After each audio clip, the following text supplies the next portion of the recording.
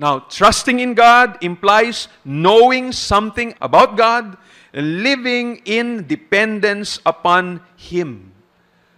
So pag sinabing naniniwala ka sa Panginoon, so dapat tama ang pangunawa mo sa Diyos. At saka, every day, you're dependent upon God. You're communing with God. You have a beautiful relationship with God. Yun ang ibig sabihin pag sinabi diyang, those who have believed in God. And then sabi doon, na pagka ikaw ay naniniwala o nananampalataya o nagtatrust sa Panginoon, you will be careful to devote yourself to good works. So pagka ikaw ay nagke-claim that you have a relationship with God, that you really believe in God, tanong, nakikita ba sa buhay mo? May epekto ba yung pananampalataya mo sa relationship mo sa kapwa mo? Kung wala, hindi ka siguro nagsasabi ng totoo. O nalilinlang mo lang yung sarili. Now, another thing that I want you to observe here, because of this present relationship, believers are obligated to change their mindset. Kailangan babaguhin nila yung kanilang pag-iisip. Kasi sabi rito, tinanin niyo yung buong bahagi, no? So that those who have believed in God may be careful. May be careful to devote themselves to good works. Now, this is very interesting. Yung phrase, be careful, comes from one Greek word, and it is only found once in the New Testament, but it is often found in other early writings, mga papyri and other non-literary sources. And the idea is of being careful and taking heed to do something. No, yung ikaw ay maingat na sumusunod, for example, to follow instructions. Yun ang ibig sabihin dito ng to be careful. But, dagdag ko pa doon, no? The word also includes the idea of to think of, to concentrate on, to consider. So yung salitang careful, hindi lang ibig sabihin na ikaw ay maging maingat. Ang ibig rin sabihin nito, pag-isipan mo to, i-consider mo to. To prove that to you. Tingnan nyo iba't ibang mga translations. Sabi na isang translation, may give attention, ang ESV, may be careful, ang Good News Bible, may be concerned with, ang God's Word translation, can concentrate on, ang Net Bible, may be intent on, pero yung West's New Testament translation, sabi, may be taking careful thought. Tingnan nyo yung elements na yon. You are careful, pero may connection sa careful thought. Maingat mong pinag-iisipan. What all this implies is that a person who claims to believe in God through the Lord Jesus Christ should be thinking differently from the world. Kailangan iba ka nang mag-isip. Pagka ikaw ay nagke-claim na ikaw ay talagang mananampalataya, niligtas ka ng Panginoon, you are justified, you are regenerated, you're adopted as a child of God, dapat iba ka rin mag-isip. Pag ikaw ay gagawa ng desisyon, no, yung attitude mo, especially when you relate with your rulers, with the civil authorities, with your neighbors or unbelievers, with your boss or other people na parang ang hirap pakisamahan, dapat iba na yung takbo ng pag-iisip mo. You shouldn't be responding just as any other person is, na dumadaan ng conflict, o dumadaan ng problema, o dumadaan ng disagreement sa mga leaders, for example, ng bansa. Disagree ka kay ganito, so what do? Do you just slander the person? Do you just gossip about the person? Or do you pray for the person? No, ganun ang naririnig natin. Everyone's talking against the president, against the mayor, against this, against that. But as believers, we may be talking about it, but our heart should bleed. Our heart should have compassion. Our heart should be praying for them. Alam nyo, I don't know what happened, pero parang ngayon lang talagang pag pinagpe-pray ko si Pinoy, parang talagang pinagpe-pray ko, parang kamag-anak ko siya na iniisip ko na, Lord, maawa naman kayo sa aming presidente. Naririnig ako na hindi maganda yung mga desisyon niya, na binenta niya yung kanyang Porsche dahil sa ganito at ganyan, yung hindi siya makadecide kung sino ang babae para sa kanyang buhay. Yung mga ganun, parang naawa ako sa kanya. Lord, maawa po kayo sa aming presidente. Tulungan niyo po siya pag may batikos na naririnig tungkol sa kanya. Kahit ano na lang gawin niya, puro mali na lang. Pagka may mga side comments siya na di niya gusto yung mga taong kasama niya, parang sakit niya ng ulo, parang nakakaawa siya. And I pray for him. I feel in my heart this compassion for him. And this is one of the things na sinasabi ng Panginoon, you must have this change of mind. Iba yung mindset ninyo kaysa dun sa mundo. What can you do? Pray. Pray. Contribute for the betterment of the nation rather than dagdagan pa yung problema ng ating presidente at ng ating bansa. And so, ito yung sinasabi rito, na palitan natin yung ating pag-iisip, yung ating pananaw. And so, that is what you find here in the term, be careful. Maingat, pero yung pag-iingat na yun, kasama ng pagbabago ng pag-iisip. Now, let's look at the third thing here that I want you to observe. The object of this new mindset is to be careful to devote themselves to good works. Yun ang objective, to devote themselves to good works. Sabi ng NIV Bible Commentary, Paul emphasizes that the gospel message of free forgiveness for sinners on the sole basis of faith must find expression in a life characterized by the performance of excellent deeds. The practice of good works is the logical outcome of a true apprehension of the grace of God. So, sinasabi niya rito, kung talagang naintindihan mo ang grasya ng Diyos, kung talagang naintindihan mo yung ebanghelyo, kung talagang naintindihan mo kung saan ka nanggaling bago ka naligtas, kung talagang naintindihan mo kung ano ibig sabihin ng pagiging born again at regeneration, kung talagang naintindihan mo kung ano ibig sabihin ng justification, kung talagang naintindihan mo ang ibig sabihin ng adoption, kung talagang naintindihan mo kung ano ibig sabihin ng pagtanggap ng eternal life, magkakaroon yan ng consequence sa iyong buhay. It will affect your outlook in life. It will affect your relationship with others. It will affect your relationship with your superiors. Mababago. Ibang magiging effect nun sa iyo. Now, notice this, sabi dito, to devote themselves. Again, this is an interesting term, itong to devote themselves. It is a translation of just one Greek word, which means to be concerned for, to take lead, to direct, to manage. At ang interesting dito is, its prominent use in the New Testament. Madalas ginagamit sa New Testament yung pagiging leader. For example, sa Romans chapter 12 verse 8, nakalagay, the one who leads, do it with zeal. Yung salitang leads dyan is the very same Greek word na kung saan translate na to devote themselves. Yung nakalagay sa 1 Timothy chapter 3 verse 4 and verse 5, he must manage his own household. Yung nakalagay dito sa verse 4 at saka verse 5. For if someone does not know how to manage his own household, yung salitang manage dyan, yung Greek, ay translate na to devote themselves sa Titus chapter 3 verse 8. Yung sa 1 Timothy chapter 5 verse 17, let the elders who rule well. Yung salitang rule dito means to devote themselves. Pareho yung Greek word na pinagmulan nun. So pag sinabi mong you rule, you manage, you lead, you're devoting yourself, pare-pareho yung pinanggalingan nun. So, ang pinapakita rito is, nung sinabi ni Paul, na ito yung objective ng kanyang instruction, so that those who have believed in God may be careful to devote themselves to good works. Nung sinabi niyang to devote themselves to good works, hindi lang ibig sabihin na ipagpatuloy nila yung kanilang sarili sa paggawa ng good works, whatever may happen, don't compromise, but it also means to lead in the doing of the good works.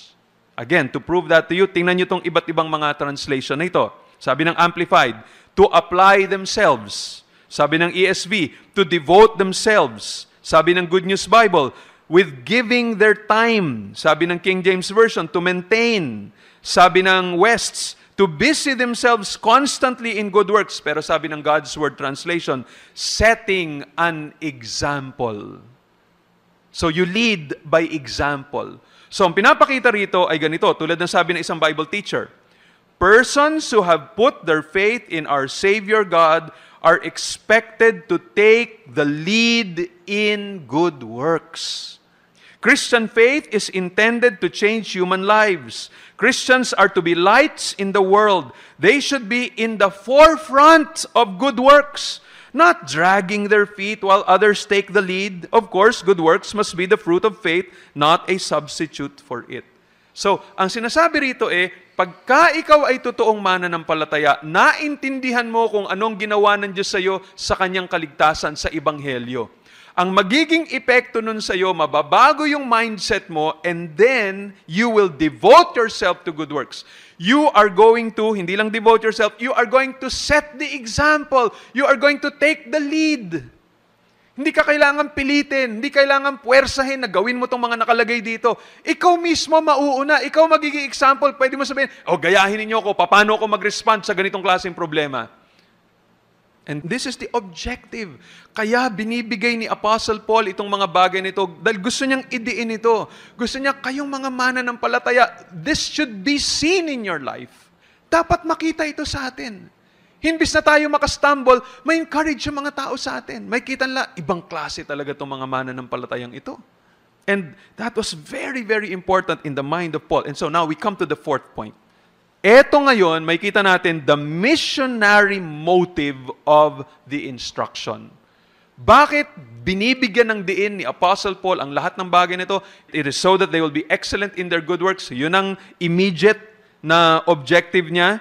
Pero ano yung pinaka-motive, yung ultimate motive niya, bakit gusto niya yung mga mananampalataya to live this way? Na iba yung mindset nila, maintindihan nila yung Ebanghelyo, change their mindset, and then devote themselves to doing good works. Take the lead in doing good works. Why? The motive for the instruction is spelled out in the words, "These things are excellent and profitable for people." Mula dun sa sentence na yun, may kita natin ang missionary motive ng lahat ng instruction ni Apostle Paul. Nung sinabi niyang these things, yun yung binanggit ko na kanina, the good deeds, the doctrinal teaching, na foundation itong mga good deeds na to. Tapos sabi niya, these things are excellent. Yung salitang excellent is an interesting term in Greek. Sabi ni William Barclay, ang description niya ng salitang excellent, it is the word of winsomeness. Word of winsomeness. It is an important word in the New Testament occurring more than 100 times. And wherever this word is found, sabi ni Barclay, there is the idea of loveliness, of attractiveness, of graciousness, of that which delights the heart and gives pleasure to the eyes.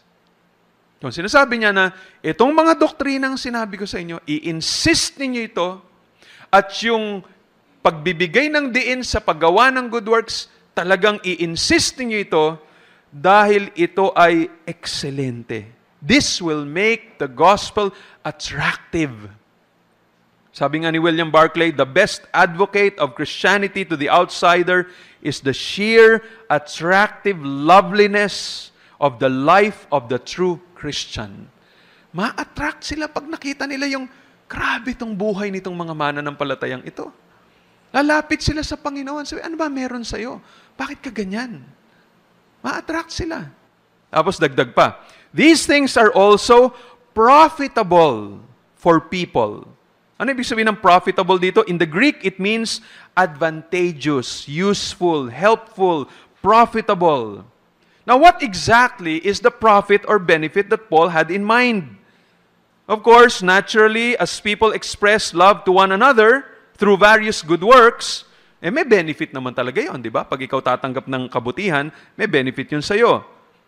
But, mukhang mas malawak pa yung iniisip ni Paul dito. It's not just yung binigyan mo ng pagkain, yung tinulungan mo na nagbigay ka ng mga damit dahil nabahaan siya. Yes, may benefit yun. But more than that, mukhang ang gustong ipakita ni Paul dito na profit sa kanila is that they will be led to trust in Jesus Christ. Makikita nila yung reality ng Panginoon. Bakit natin sinasabi na ganun yun? Kasi tingnan ninyo, no? Dito sa Titus chapter 3 verse 8, sabi niya, the saying is trustworthy and I want you to insist these things so that those who have believed in God may be careful to devote themselves to do good works. These things are excellent and profitable for people. Parang dalawang grupo yung ina-address niya. Nung sinabi niyang, so that those who have believed in God may do something that will be excellent and profitable for people. Parang yung people dito, it refers to outsiders. They are those who do not believe in God. So parang ang pinapakita rito is, there is a missionary goal.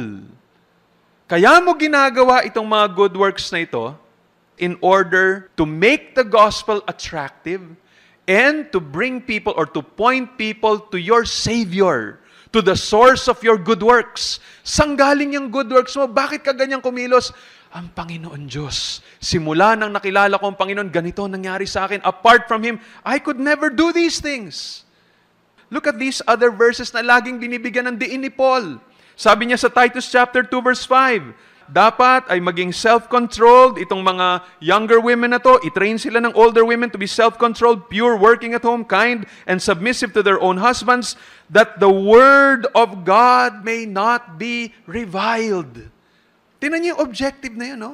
Sabi niya, gawin ninyo ito sa bahay, maging maayos kayo, maging masunurin kayo sa inyong mga mister, mahalin niyo inyong mga anak, upang ang ebanghelyo, ang salita ng Panginoong Diyos, hindi bastusin ng mga tao.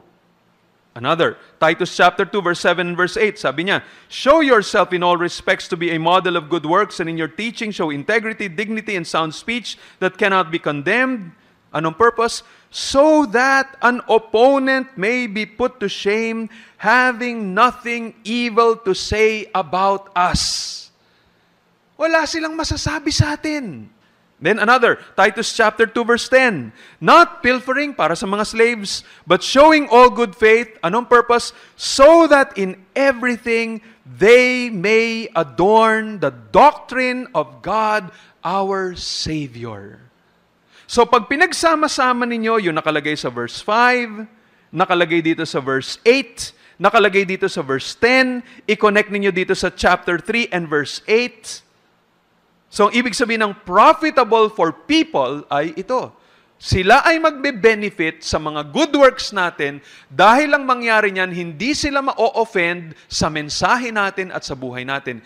Imbis na ma-stumble sila, imbis na tanggihan nila yung mensahe natin, we will become such an attraction to them. Our lives, our words will be so powerful na parang magnet, hindi nila may iwasan, hindi nila matatanggihan na sabihin at pansinin, ano ba ang meron sa'yo? Bakit ka ganyan? Bakit ang bait mo? Bakit hindi ka bumabawi sa ganito? Bakit ganyan kang kumilos? Naku, kung ako yan, pinatay ko na yung taong yan. Ba't ikaw nandyan pa? Bakit ganun kang kumilos? And it's going to point to Jesus Christ in such a powerful way. Pag sinabi nating si Kristo, mapag-iisip talaga sila. Diba? Pero kung sinasabi mong andala natin krus, andala natin si Kristo, pero in the end, mababalitaan nila, ay, kayo rin pala, meron din pala kayong korupsyon. E di, paano mo sila madadala sa Panginoon? But the point that I want to show here is, na may magagawa yung buhay natin na maayos to bring them to the message that we're sharing. And we're not just sharing any kind of message, we're sharing the truth. We're not just talking about rituals, praying the rosary, kneeling down, going to the sacraments. No, we're talking about justification. We're talking about regeneration. We're talking about adoption. We're talking about eternal life. These are the things we're talking about. These are real. Ito yung mga totoong mga mensahe. This has eternal value. Mamamatay ka na, matutuwa ka na totoo ito at alam mo itong mga bagay nito. But if our lives contradict our message, they are not going to believe us. Anong klase yung tinuturo mo? Eternal life? May eternal life ka, ba't ganyan ang buhay mo? Bakit ganyan ang kilos mo? Bakit magnanakaw ka? Bakit manloloko ka? Minsan, yan ang isang nakakalungkot. When I'm talking to Christian businessmen, they would talk about their interaction with other businessmen who are Christians. Sabi niya, Pastor, ito talagang malungkot Pagdating sa pera, wala nang Christian. Minsan, ang hirap to do business with Christians. Mas mabuti pa yung unbeliever, pagdating sa business, minsan mas matuwid pa silang kausap kaysa sa believer. And that's really very sad. Dapat, yung mga tao, matutuwa pagka sino kausap mo? Christian. Christian? Sige, mag-usap kami. Kahit na wala nang sulat-sulat. Kasi pag may sinabi sila, ginagawa nila yun Dapat ganun. Pagka nangangailangan ng trabahante, sino mag-a-apply? Christian. Christian. Sige, tanggap na yan. Tanggap na yan. Kasi alam ko maayos yan sila. Pagka mga Christian, masipag magtrabaho, hindi yung 5 minutes before the bell, nag-disappear na. O pagdating dito, pag sinabi alas 8 ang trabaho, alas 8 ang dating, nagpe-prepare pa, nagli-lipstick pa, nagaganito pa, 8:30 na. Saka palang binubuksan yung bintana para mag-accommodate ng mga ano.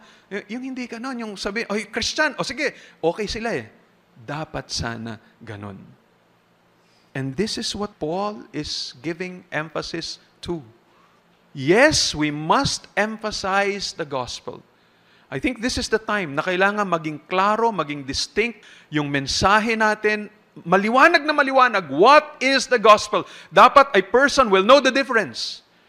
Ayokong mangyayari na, kunyari, you are a Catholic and itong paniwala mo, that is so contrary to Scripture, and then pag nag-usap kayo, sabihin niya, pareho lang naman tayo, brad eh. Pareho lang naman pinaniniwalaan natin. Hindi tayo pareho. Napakalaki ng pagkakaiba ng Roman Catholicism from biblical Christianity. At dapat malaman ng mga tao, there is a difference. When Roman Catholics say, salvation is by grace, by faith, plus good works, we clearly say, no. Salvation is by grace alone, by faith alone, in Christ alone, apart from good works.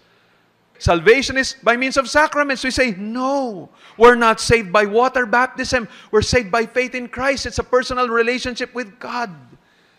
For example, when you die, you go to either heaven or hell, pero temporarily, you go to a place called purgatory. You clearly say, no, that's not what the Bible teaches. There's no such place. My point is, now is the time for us to be clear with our message. There must be no confusion because people's lives are at stake. If they think everything is the same, di sabihin la, ba't pa ako maniniwala sa mensahe mo? Ba't pa ako magbabasa ng Bible? Tinuturo naman sa amin yun eh. They will remain in sin and they'll go to hell because of ignorance of the truth. As people who know the Bible, who read the Bible every day, who study the Bible carefully, dapat klaro yung pag-deliver natin. And this is my encouragement to all of our Bible teachers, our self-servants. Study the Bible carefully, teach it clearly. Maging maliwanag yung mensahe. Let there be no confusion na sila mami-misunderstand nila tayo. Klaruhin natin. Sabihin, hindi, ito yung tayo namin, hindi tulad ng sinasabi mo, ibang-iba talaga. But having said that, I also want to say, now is the time not only to be clear with our message, but to emphasize on good works. Ang problema sa mga Christians ngayon, yes, nabigyan ng emphasis yung salvation by grace, by faith alone, and they already know na pupunta sa langit na hindi dahil sa kanilang good works, but they have neglected good works altogether. Para bang wala ng role yung good works? Clearly, the Bible says in Ephesians chapter 2, verses 8 up to 10, and verse 10, yes, we're saved by faith, by grace alone, so that no one can boast. Pero sabi ng verse 10, we are saved unto good works, for we are the workmanship of God in Christ Jesus. There is good works. At yun ang pinaka-binibigyan ng diin sa Titus kasi yun ang naging mali na ginawa ng mga false teachers. Dahil sa mga false teachers, they thought, saved na tayo, there's no need to do good works, gumawa na tayong mga kalokohan, okay lang, papunta pa rin tayo ng langit. The Apostle Paul said, maling-mali. Pagka ikaw ay totoong mananampalataya, dapat nakikita yung good works. So, wag niyong mamasamain pag sinabing, Brad, anong klase kang Christian? Kiklaim ka ng Christian, tas ganyan na ugali mo. Hoy, ano ka, judgmental ka, legalistic ka. Anong legalistic? Huwag niyo sabihin na ganun. Dapat ka talagang gumawa ng good works. Yun na nakalagay sa Bible eh. But again, hindi ka nagtitiwala doon at yun ang magdadala sa iyo sa langit. Hindi. Yun prutas na lang. Dahil ikaw ay ligtas na, i-prove mo na ikaw ay talagang ligtas. Dapat pag ikaw ay totoong ligtas, ikaw ay tunay na born again, nakikita dapat ang good works sa iyong buhay. Yun yung binibigyan natin ng diin. And so this should serve as a rebuke, as a challenge, para sa mga nagkiklaim na sila'y mananampalataya, pero ang daming na-istumble sa kanila. Mga office mates nila na-istumble, yung mga church mates nila na-istumble, mga anak nila hindi madala sa Panginoon dahil sila na-istumble, yung mga katulong nila na-istumble, yung mga boy nila, mga driver nila na-istumble. Pag tinatanong, boy, sama ka dito. Sige na lang, ma'am, meron pa akong gagawin eh. Pero sa totoo, sa kalaisipan, ba't naman ako sasama dito sa amo ko? Alam ko naman kung ano ginagawa niya pag nasa loob ng kotse. Pag kami na, alam ko, naririnig ko naman kung paano makipag-usap yan sa mga ibang kasamahan namin sa bahay. Walang respeto yan. And that's what we're talking about. And it's high time that we change by the grace of God. We cannot do this with our own strength. We need the Lord. If you've fallen into this and you feel na, Lord, parang ganun ako, here is good news. God forgives sin. If you're going to humble yourself and say, Lord, please forgive me. 1 John chapter 1 verse 9 says, if you confess your sins, God is faithful and just, and He will forgive you and cleanse you from all unrighteousness. Lahat tayo